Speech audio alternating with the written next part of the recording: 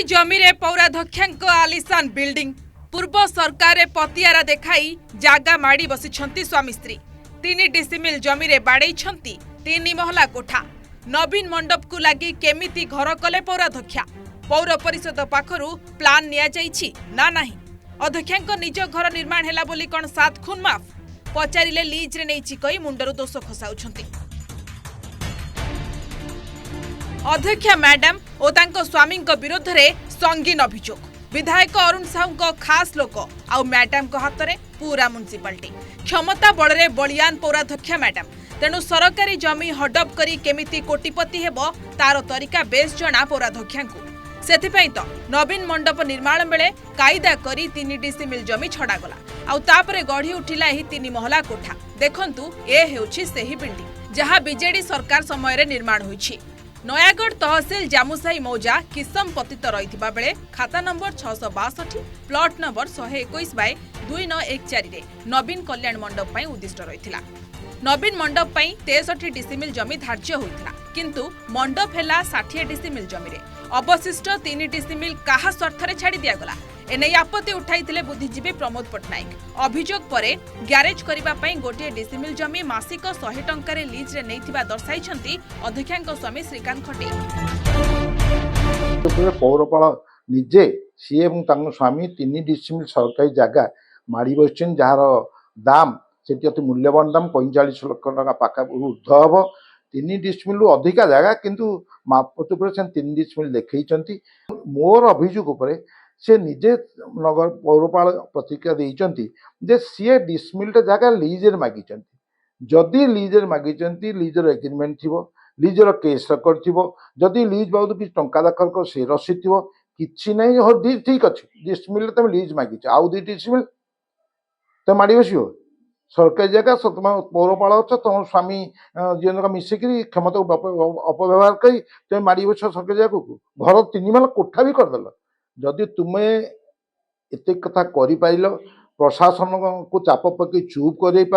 आम प्रशासन को बर्तमान दौचु निर्भर कथा दौचु एवं प्रश्न पचारू जदि उठा दोकानी जे बुला बिकाली जे 10 टଙ୍କା रोजगार तार 5 पानी कुटुंब पोषुची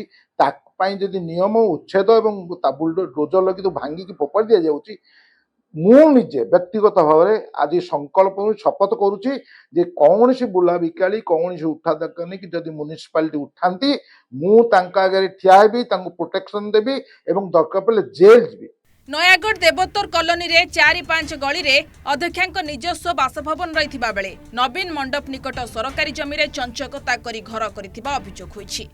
जो सरकारी जमीर आनुमानिक मूल्य एवं 45 लाख टंका हेबो बीजेडी रो टिकेट पाई नयागढ़ पौर परिषद अध्यक्षा होइछंती निरुपमा खटेई पूर्व बीजेडी सरकार समय रे निज पदवीर अपव्यवहार करी सरकारी जमी हड़प करिबा बेआईन भाव में 3 महला कोठा निर्माण करिबा घटना समस्त को आश्चर्य करिछि कारण विगत दिन में नयागढ़ पौर परिषद रे बस्ती उच्छेद सह उठा दोकानी मानकु उठाई दिया जाइछि किंतु अध्यक्षांक बेले केमिति नियम बदली गला बोली प्रश्न करिछि कांग्रेस से नयागढ़ तांकर रहणी भितर जो 4-5टी जबरदखल उच्छेद कर भल काम कर भावुँ काली अभियोग जो जिलापाल एवं राज्य मुख्यमंत्री जो प्रमोद पट्टनायक अभियोग कर कार्यानुष्ठान से आरंभ कर सारी मत लगुच जहाँ कारण सी टे जबरदखल उच्छेद प्रो सब रहते सरकारी जमी को जबरदखल सरकार अख्तियार को आने सब लगी पड़ती द्वितीय कथा हूँ अभियोग जो उठी संगीन अभियोग तुरंत डिमार्केशन कर दरकार पौराध्यक्षांकर केते जमी तांकर थिला से किनिचंती केते जमी तांकर जो प्लान अप्रूवल से करिचंती म्युनिसिपालिटी रे निजे अप्रूवल करूचंती केते जमी से अप्रूवल प्लान अप्रूवल हेची एवं केते जमी अधिक अछि डिमार्केशन कर देले with presence of police and local gentries आपनकर जदी डिमार्केशन हे जो जो आपण जो जबरदखल केते हेची त जदी जबरदखल हेची तबे तो उच्छेद निश्चित भाव हबो कारण नयागढ़ रे खाली पौराध्यक्षांक कथा नुहे किंतु बहुत जमी बड़ बड़ घर सरकारी क्वार्टर सब जबरदखल हेची तेणु जदि गोटे जबरदखल प्रक्रिया आरंभ है निश्चित भाव में सब जिन हम आम सब आईन सपक्ष जाऊँ जदि गोटे ट्रली वालार घर भंगा है 7 दिन समय दिगला ना तेज काली बुलडोजर लगे अभियोग है त्वरित कार्यानुष्ठान हवा दरकार था कौन 24 घंटा डेरी है केते वर्ष है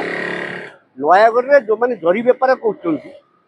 जो मैंने आलुदम दहीबरा गुपचुप बेपार कर जो मैंने छोट छोट कुड़िया करके बेपार कर दुकान को डोजर लगे भंगा जाऊँगी किंतु म्युनिसिपालिटी एमती एक अजब नीति है नयागढ़ सहर में अनेक थिबा लोक बड़ बड़े लोक सरकारी जगह को दखल कर घर द्वार कर विभिन्न ना क्लब कर विभिन्न ना अनुष्ठान कर उच्छेद करा यहाँ हूँ म्युनिसिपालिटी गोटे एकपक्षिया निष्पत्ति एवं गरीब विरोधी नीति जोटा कि अतीत सरकार वसुंधा योजन बस्ती मान पट्टा देती घर कर स्वागत योग्य पदक्षेप किंतु म्युनिसिपालिटी कहीं पदक्षेप नौ जो छोट छोटिया लोकंर छोट बेपारी घर को भांगुची डोजर लगे कि बड़ बड़िया लोक तार नजर पड़ूना आखिरे पलंक पड़ जाए कि जानिकी अजणा हो रही लोक पाखे बर्तमान प्रश्नवाची सृष्टि लीज जमी अप्लाई कर एनक्रोचमेंट केस चलती मो कह कथा हूँ कि जिला प्रशासन तत्पर हवा कथा कि जेहेतु गोटे बड़ माने पदवीधारी व्यक्ति ना उठू तेणु